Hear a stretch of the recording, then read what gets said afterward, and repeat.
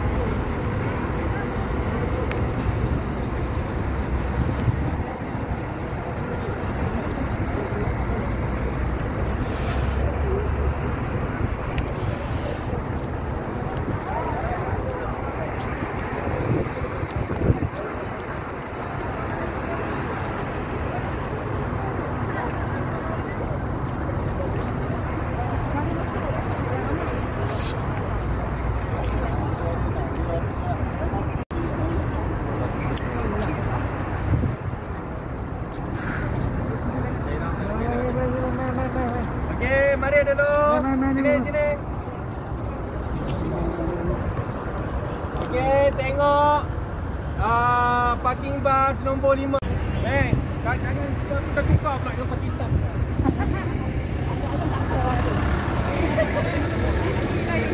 Dia tak bagi benda tu, kita pakai ni, sapu tangan.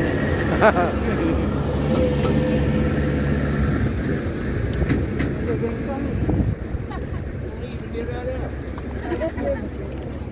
Nanti dia kejap lagi.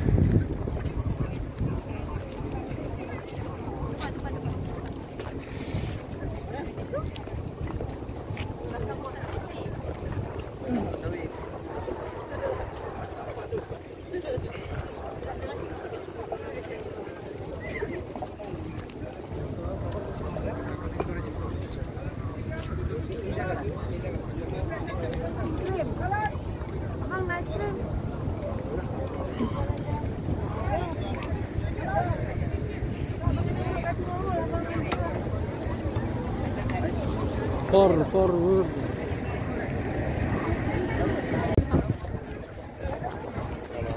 Waalaikumsalam.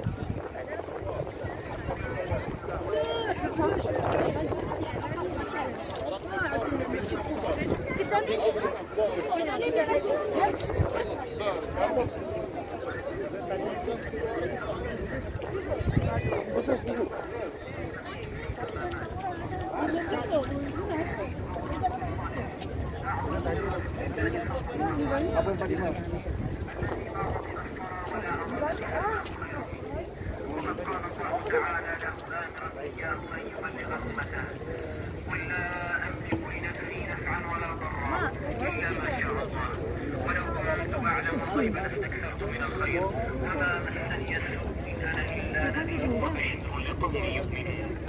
وقال تعالى قل إني لا أملك لكم ضرا ولا رشدا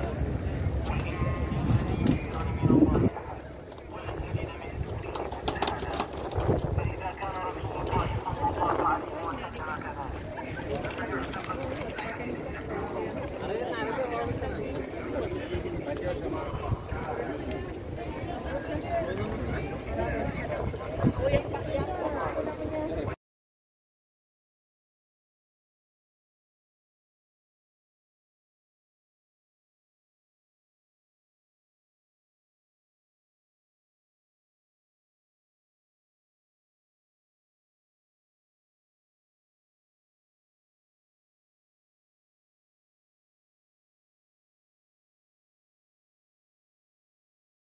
Bismillahirrahmanirrahim. Assalamualaikum. Assalamualaikum. Diyar minal mu'minin wal muslimin wa inna insyaallah bikum nas'alullah lana wa lakum al-afiyah. Assalamualaikum ya amman nabi Sayyidina Hamzah. Assalamualaikum ya Mus'ab bin Umayyah. Assalamualaikum ya Abdullah bin Jubair.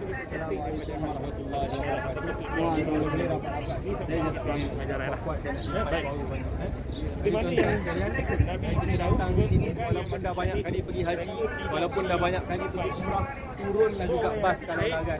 Kan dengan jasad apa yang turun tapi kalau boleh turun. Sebab di tempat-tempat ini semua Nabi pernah bijak di atas tanah. Nabi sahabat-sahabat pernah berada di atas dan sebagainya, supaya kita dapatkan keberkatan dan dapat tambah kecintaan kita pada baginda Nabi. Kita datang umrah bukan untuk jalan-jalan, tuan-tuan. Umrah ni bukan macam kita pergi Indonesia, kita pergi Vietnam, pergi shopping. No.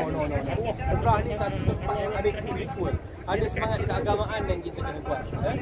Ada benda-benda apa urusan agama yang kita perlu laksanakan, yang perlu kita tunaikan. Sebab tu nak pergi umrah ni, walaupun kita banyak duit, walaupun kita banyak duit, tapi itu bukan sebab untuk kita datang sini. Bukan sebab duit kita datang, tuan-tuan. Sebab Allah Subhanahu Wa Taala jemput. Kalau sebab duit kita datang, tuan-tuan, berapa ramai orang kaya, tuan-tuan, tak datang di sini, tuan-tuan. Kalau sebab duit kita datang, tuan-tuan, berapa ramai orang miskin tak ada duit, ya Allah panggil juga datang sini, tuan-tuan. Sebab itu bukan sebab duit. Sebab kita datang sini sebab Allah panggil kita, dan Allah sebut tak ada ni, dah panggil kita dan bagi kita rezeki kita datang ni. Kalau kita datang, tuan-tuan, berapa ramai yang dah siap-siap buat beg hari itu, terkandas di airport KLIA masa Covid. Dah sampai dah buat beg, tapi Allah kata belum masa lagi. Balik, tuan-tuan. Jadi kita datang sini, ingat kita tambah cinta kita tambah rasa sayang kita kepada baginda Nabi. Kenapa kita kena datang Uhud? Sebab Nabi selalu datang Uhud. Nabi selalu datang sini, Nabi selalu mendoakan kepada para syuhada Uhud. Yang tuan-tuan beri depan ni, tuan-tuan, bukan shopping kompleks, tuan-tuan. Ya, ia adalah kompleks perkuburan Uhud. Ini syuhada ya, yang mati.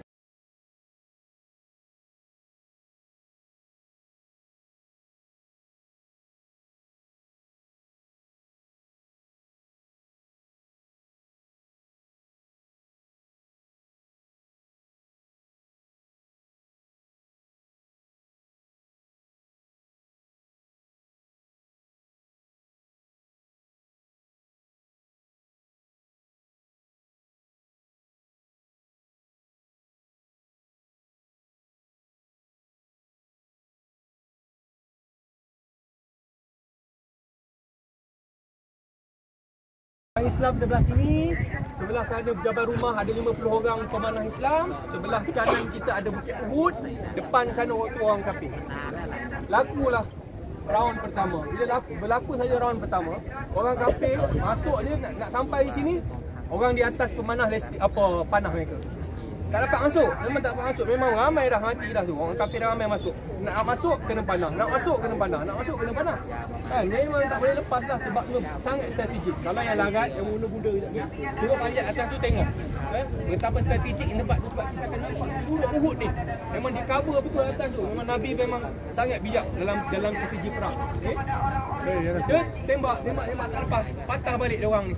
Bila patah saja balik, orang kafir patah balik, orang yang kat atas tu 40 orang ni tengok, orang kafir nak patah balik.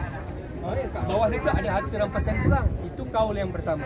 Yang kedua, orang kata dia orang tu turun sebab nak selamatkan yang bawah ni ada cedera mungkin lah. Jadi dia orang turun. 40 orang turun.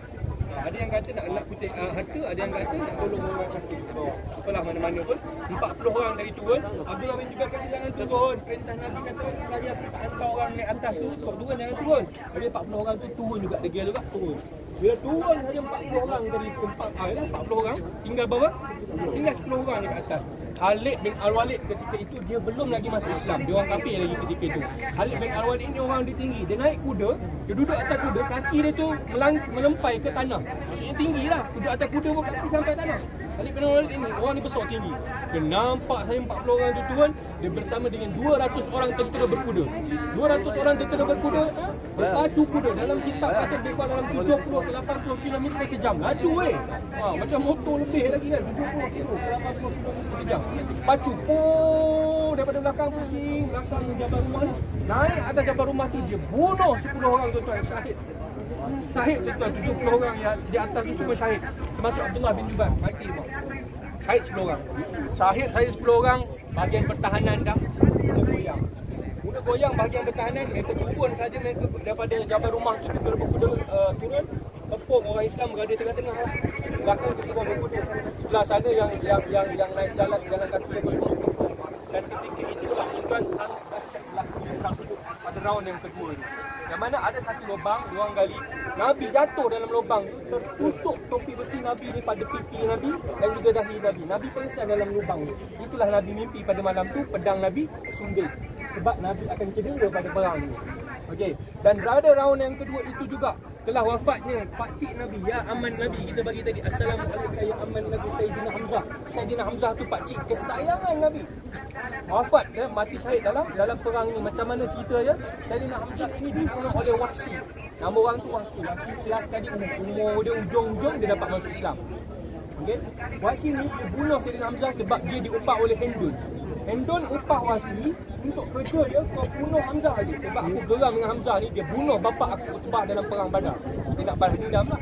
Jadi Wahsy ni orang yang sangat power. Bagi pisau letak apple atas kepala, pok, pisau tu boleh dicacak atas kepala orang. Memang orang hebat dalam membaling lembing pisau dan sebagainya. Dia upah lah Wahsy.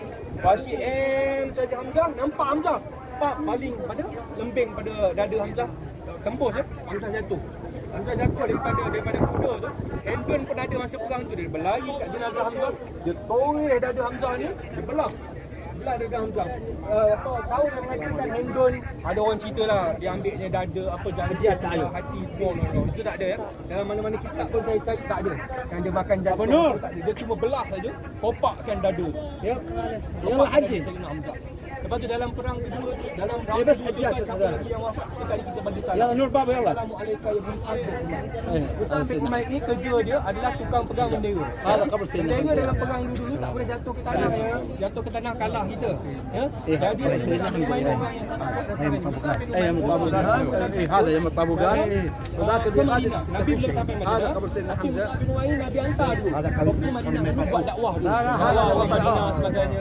Keluarkan fatwa kalau دلوقتي هناك حد يشتغل من جبل هناك جابوا برا الوادي Ustaz bin Umar dia pegang bendera, terus dia nak potong tangan kanan, sambut potong dengan kiri, sambut dengan kedua belah kaki, potong kedua belah kaki. Dua syahid Sayyidina Mus'ab bin Mus'ab bin Umair tuan-tuan.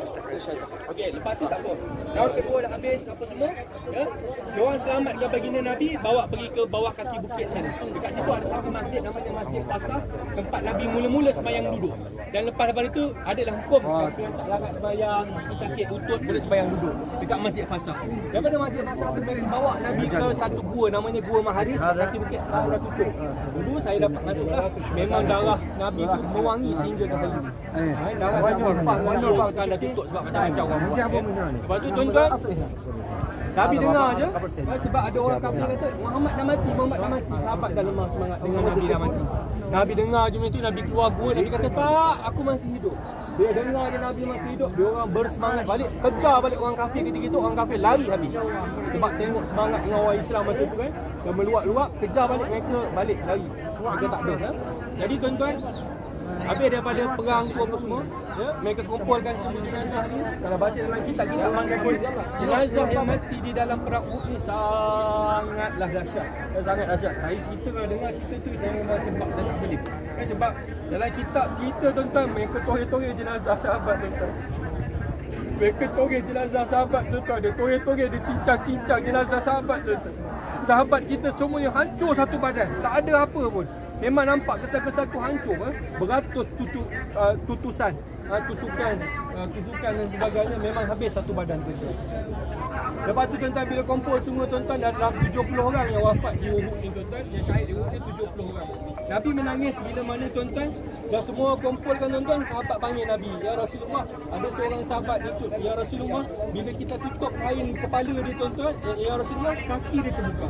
Bila tutup kaki dia tuan, ya Rasulullah, kepala dia terbuka. Ya Rasulullah, sebab kita tak cukup kain." Nabi datang ni, Nabi terjelepuk menangis. Siapakah sahabat tu? Sahabat tu adalah Mus'ab bin Umair.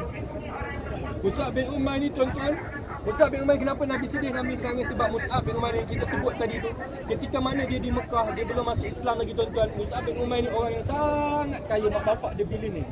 Dia bagi segala kekayaan kepada Mus'ab bin Umair. Mus'ab bin Umair sangat handsome, sangat kaya, sangat wangi. Mus'ab bin Umair lalu sahaja di mana-mana rumah di kota Mekah, terbuka semua pintu-pintu tingkap, anak dara tengok sebab dia wangi, handsome dan sebagainya, kaya.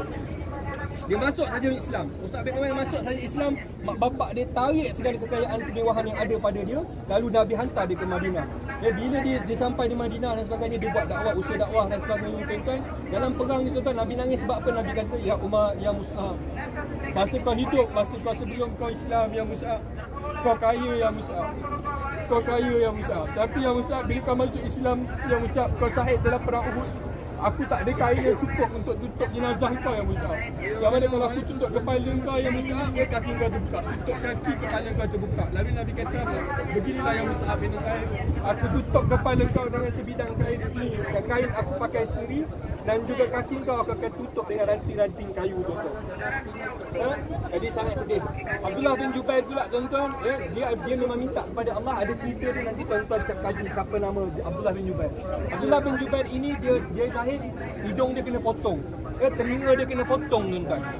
Jadi selepas 40 tahun selepas mana peperangan ini telah berlaku, bakam ni bukan di sini. Bakam ni asal di belakang masjid. Di belakang masjid dekat dengan kaki bukit. Berlakunya banjir besar selepas 40 tahun. Selepas 40 tahun dah ke bumi, berlaku banjir besar. Berlaku saja banjir besar daripada atas bukit tuan-tuan, dia hakis kubur tu, terangkat 70 orang ni. Dan masih utuh. Sahabat cerita dalam kitab-kitab, sahabat cerita air bah ketika itu, air banjir ketika itu merah. Dah 40 tahun, darah masih ada. Jasad masih utuh. Jadi jemaah-jemaah jenazah-jenazah yang lain ni hancur, tak dapat dikenali. Jenazah yang dikenali melalui cerita-cerita tu saja yang dikebumikan, semualah 70 orang dikebumikan yang tempat yang baru sekarang ni. Yang bertanda depan yang ada kotak-kotak tu, antaranya Sayyidina Hamzah. Sayyidina Hamzah, sebab mereka tahu dada Sayyidina Hamzah terbelah. Jadilah tanda dapatlah tengok, oh ini Sayyidina Hamzah. Okey, lagi siapa yang dikenali? Mus'ab bin Umair. Mus'ab bin Umair sebab tangan dia kena potong, kaki kena potong. Oh ini tahulah ni Mus'ab bin Umair. Lagi siapa? Abdullah bin Jubair. Abdullah bin Jubair, telinga dia kena potong, hidung dia kena potong. Jadi dia kena, oh ni Abdullah bin Jubair. Jadi beberapa sahabat saja yang dikenali, yang lain tak kenal, habis hancur. Habis hancur. Jadi mereka kebumikan baru di sini. Nabi selalu datang sini tuan-tuan. Nabi selalu datang Uhud untuk ziarah permakaman Uhud. Hari-hari sebelum Nabi, sebelum Nabi nak wafat tuan-tuan, sedih. Saya selalu sedih, saya selalu nangis. Sebab hari yang Nabi nak wafat tu, dia kalau seminggu sebelum Nabi mula sakit, Nabi datang kat Uhud. Lama sangat. Sehingga sahabat yang temankan Nabi datang kat Uhud ni, Nabi selalu datang. Nabi selalu ucap Assalamualaikum kepada ahli Uhud dan sebagainya. Pada hari-hari terakhir tu, Nabi lama sangat duduk kat Uhud ni. Nabi macam termenung, Nabi sedih. Nabi cakap dekat ahli Uhud, lepas ni aku dah tak datang lagi dah. Selepas daripada Haji Wida, kan Haji Wida tu Nabi kata, tengoklah seperti mana aku buat umrah, tengoklah seperti mana aku buat haji, mana kau tak tengok aku dah. Nabi dah mula cakap yang macam itu, dah pesan-pesan yang macam itu. Lepas ni aku dah tak buat haji dah. Nabi cakap dalam apa? Nabi cakap dalam khutbah Nabi di Haji Wida, sesungguhnya telah sempurna Islam, telah sempurna agama kamu tuan-tuan. Jadi sahabat lain tak faham. Yang faham Sayyidina Abu Bakar je. Abu Bakar menangis semenangis-nangis je. Meraung. Abu Bakar faham bila Islam dah sempurna. Kerja Nabi dah habis. Lepas tu tuan-tuan, Nabi datang ke Uhud. Nabi cakap selamat tinggal Uhud. Lepas ni aku tak datang lah. Nabi pergi Baqi'. Nabi cakap dengan ahli Baqi', wahai ahli Baqi', lepas ni aku tak dapat dah nak doa dengan kau dah. Itulah last hari-hari terakhir yang Nabi keluar daripada Baqi'. Nabi demam panas. Nabi demam panas. Itulah bermula tak lama Nabi sakit. Lepas tu Nabi wafat pada 12 Rabiul Awal, pagi hari Senin Nabi wafat. Senin, hari Selasa, hari Rabu tu mereka kebumikan Nabi malam. malam Isyak. Nama bukan hari Isnin tu Nabi wafat, hari Isnin tu aku bui tak. Macam-macam nak buat kan dia. Lantik pemimpin, lantik pemimpin dengan barulah boleh uruskan lain dan sebagainya. Jadi hari Isnin Nabi wafat ketika waktu duha. Waktu duha lebih kurang 9 kali 10 pagi lah. Kan? 9 kali 10 pagi. Lepas tu dia orang lantik Sayyidina Abu Bakar jadi khalifah dan sebagainya. Selasa, hari Rabu tu baru lebih tu malam akan Isyak siap ke bumi. Jadi itu saja. InsyaAllah tuan-tuan datang sini tambah cinta kita pada baginda Nabi.